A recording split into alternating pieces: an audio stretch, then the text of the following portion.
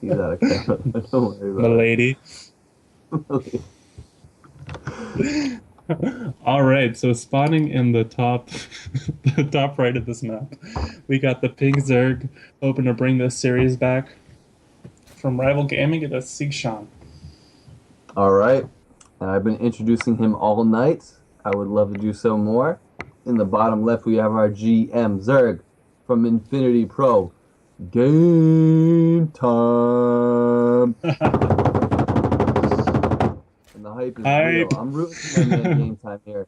I want him to show that he can come back and just take out I completely blanked out on his name. Semper in the winners group, Later or on the in the round of tournament, 16 rather. I want him to come back. I want him to rematch Semper. I want some hype.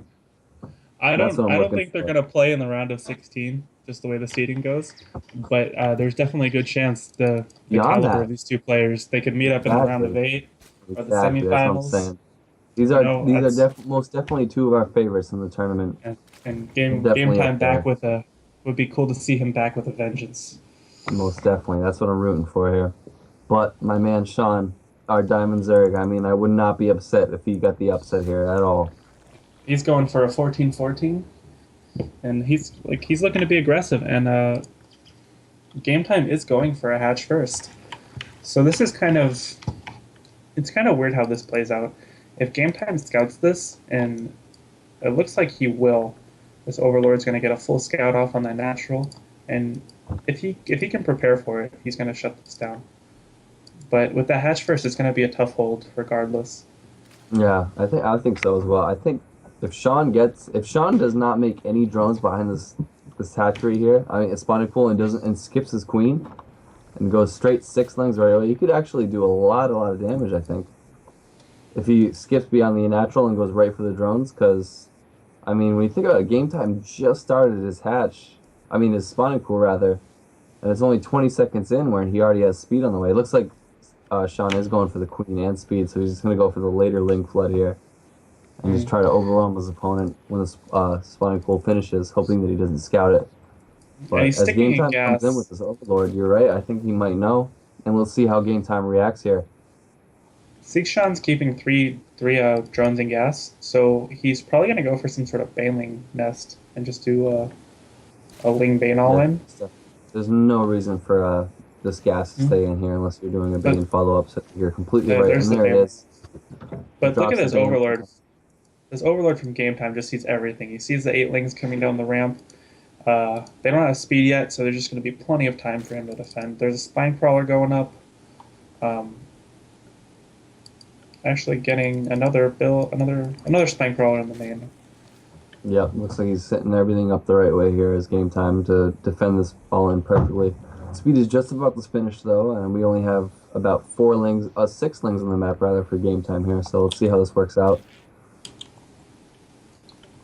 Gonna see if So he once can this Queen outmaneuver. pops out, Oh yeah, now this queen is here, so these lings might have a very hard time breaking into the main base. the Queen isn't good against Zergling itself, but when you got Zerglings to buffer, the Queen in the back, Exactly. just giving all that DPS. 6 Banelings already, but there's a Queen block on the natural ramp, and Some of these Banes are already yeah, weak, so. yeah, these spines. Well, when the Oh, so Banes they didn't get caught hatch, morphing. yeah. I thought he was gonna send the lings over, but oh, right on the Oh, spine too. I don't know if that was the best trade you want. These queens are just setting up a you very know, solid defense. it's not the best use of those Banelings, but Game Time really didn't give him any other options. Like you don't want to run them into Queens, and there were no Lings or drones, so he I kind think of just had to take. as long as you have the hatch, you're all set. I mean, he Oh knows he yeah. has the three queens, the production lead. His speed's coming up. His speed's already done, rather, and he's hanging out. Game time feels very good about this game. Another spine finished, and I think Sean's gonna have to GG shortly because these Banes are not gonna be able to break two spines and two queens and a handful of Zerglings with speed. I really don't see this happening. The Spine Crawler just makes any sort of one base aggression and like just really hard to pull off Because there's Yeah, 4 queens here, there's a bunch of transfuses. He actually just, yeah, he loses all the Banes on that one spine, and these, yeah, 4 queens. You need a lot of lings to overwhelm that. yeah, 4 queens in great position as well. 2 on the ramp, 2 against the hatchery. So these lings are not getting the surface area they need to kill these queens. And on In top game of that, time, there's transfuses. So game time is looking excellent. This is an awesome hold here, as clean as can be. he even Just feels deflecting comfortable these enough things away. to eke out a few drones in the back of this. Yeah, He, exactly. That's how good he's feeling. He knows he's up at hatch. He's up so many queens. I mean, what is Sean gonna do here? Banelings aren't gonna do much. This transfuse on top of the lings, on top of 4 queens. I mean, this is honestly perfectly played by game time here. Even being extra safe and sending the drones in the main. And this is the type of play you see from GM players. I mean, they don't do anything unnecessary. No unnecessary risks. Just always playing very safe, and I respect that very much. That's something I need to work on myself. It's yeah, awesome play. these queens did a good job, but this Overlord over here, the real MVP, Most definitely, he exactly. We sees saw the the hatch whole going build. down. Yep. He's No hatch was coming in at first. And now he sees this hatchery, so he knows the follow up. And you're 100% right. This Overlord has definitely done his job. and More than his job. the hatch is trying to go down for seigsean really late, but these lings are coming across the map, and they're going to contest this hatch. Some lings coming down for seigsean, but game time has him outnumbered. The seigsean's lings get some free damage while the lings kill the hatch, and he does manage to push him back. So he's going to save this hatch for now. But we do have a But I spire mean, the across the Spire is map. following up.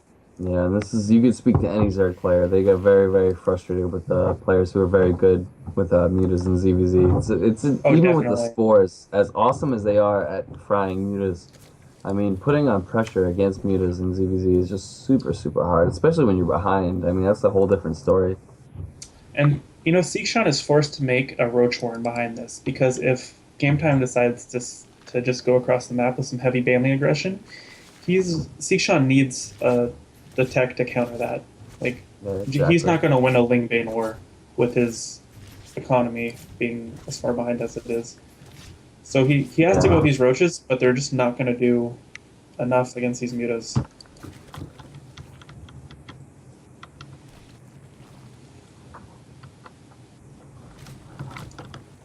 Yeah, it's 35 to 39 drones on top of mutas being produced and double gas. So I really think Sean's in an awful position. He doesn't have any spores started, so he has no idea that these 4 mutas are on the way, or are already here rather.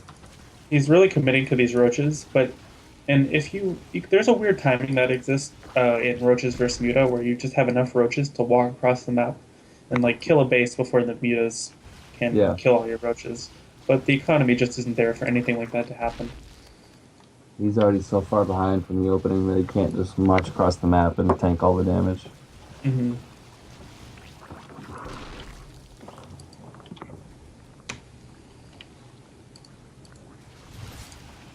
Looks like just getting some overload snipe here. Just keeping as much map control as he possibly can as game time. Dropping a changeling as well. I really like this move. Doesn't These look like spores are Sean going to do a knows it. lot to protect the drones, but game time's just microing around. He got 2 banelings, and he's going to force that queen to run away. And he's just kind of controlling this ramp. And getting until the phone. hydras get out, That's yeah, until these hydras get out, he's just going to have free reign over this to like dance with the mutas, pull back the injured ones, and just wait for them to heal up. Start This back is in. excellent micro here by game time. Not losing a single muta, using the overseer to tank the spore shots. Losing 1 muta there. Needs to back up. Oh, possibly losing 2. Losing A little 3 bit of mutas, sloppy 4 micro on mutas. those. Yeah, A little bit of sloppy definitely micro, should've but backed he's up. just got the. He won But on he the really, ground. really watched that hatch, rather. He's committing to it so heavily. Finally gets it. And on top of that, he has his 3rd done. So game time is so far ahead in this game. Mm-hmm. And even getting these hydras, that's a bonus. These speedlings they are hungry. They see the blood. They are ready to rain down the punishment. These hydras are dead. And looks There's like just they're just not going to enough fight economy. drones. Head up. On top of the mutas, adding a little DPS. Yeah, these Zerlings are going to clean this up, and this might be GG here. there's just such a huge larva advantage for game time on top of all the other leads he has. Like he could just overwhelm seigsean with just pure zergling. There's Yeah, he just aside looks like from he's just gonna Ling Flood to end this game here. Why doesn't he just poke at the Slayer? as far down as he's in So, economy. so many. 28 workers lost here. Oh man. Sean is not looking in a good position here.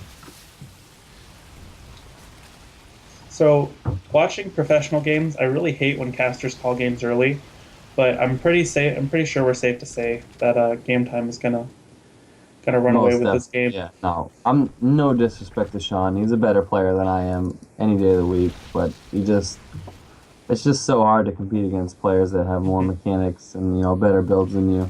And he did an awesome job holding on here. And these beetles are just gonna attack down the spore and just end the game. It looks like. And with that, the final hatch goes down.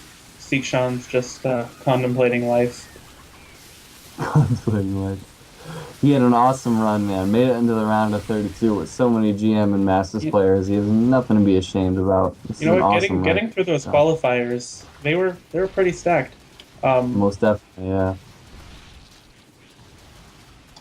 Lots of good players. We have Ruff here. We had Game Time, of course.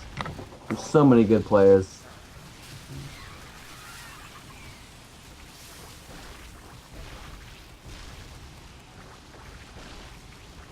All these overlords are dying. 11 supply. It looks like Sean is just the Marine King GG timing. It's always proper for tournaments. You always want to think it out a little bit. Completely understandable. We've all been there. We're seeing a little bit of salt right here, I think. But yeah, a little bit, it's but it happens,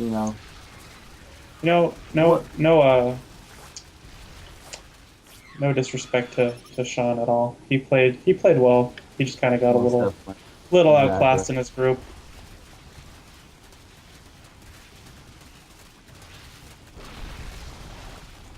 And with that, there's an extractor left, and Sean did a good job hiding this extractor. I have no idea where it is. And with that, he's going to leave right before he gets eliminated. But big congratulations to Semper and GameTime today for making it through the groups. Some really cool games. Really happy we got to cast these. And definitely looking forward to more play from these two players in the round of 16. And as a reminder, maybe we can pull up the brackets on stream. We have really stacked groups this weekend. Groups B and C have some really strong players in them. Going to be really, really cool to see how these groups play out. Yeah, most definitely. I agree. These groups are going to be awesome. The whole tournament is stacked with a lot of great players. Yeah. And here we are. We have it. We have all the groups here on screen. Mm-hmm. So I'm really, really looking forward to seeing Keto play tomorrow.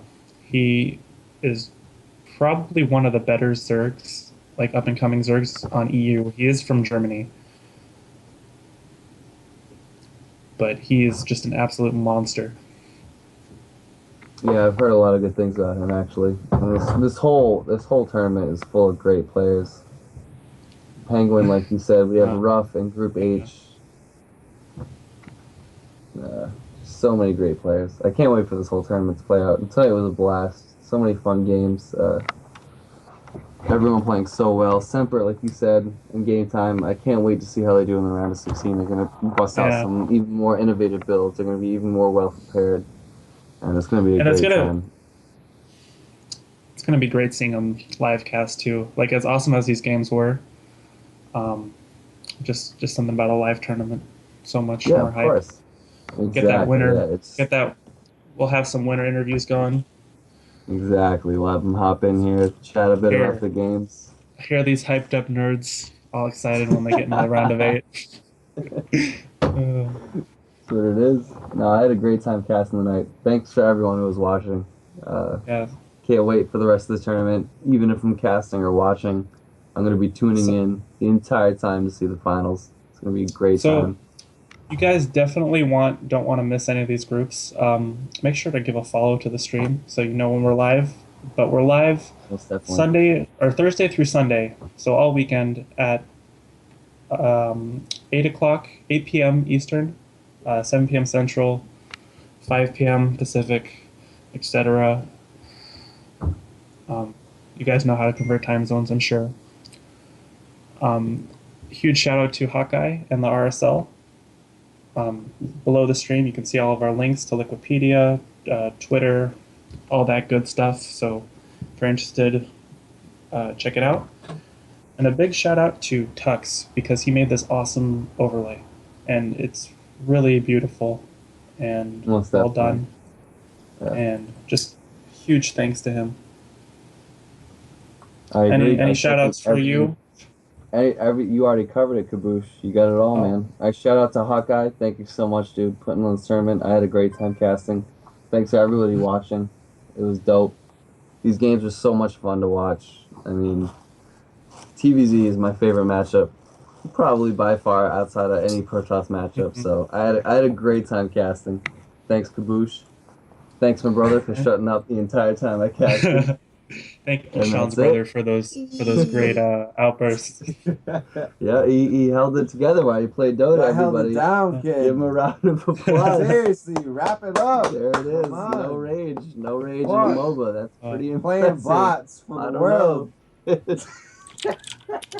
No, thank you guys so much. I had a great time. Congrats to Game Time and Semper. You guys played awesome games. Also, congrats to I'm sorry, I forget. Is it Nasaki? Ninkazi. Ninkazi, I'm sorry. Ninkazi. I have a terrible memory. And Sean, you guys played awesome games. I had a great time casting. And that's it. All right. Thanks So to we're gonna RSL. throw it back to the man Hawkeye himself. He's gonna talk a little bit. You know, you can see his beautiful face and hear his beautiful voice. So it's been a pleasure casting, and have a good night, everybody. All right, take it easy.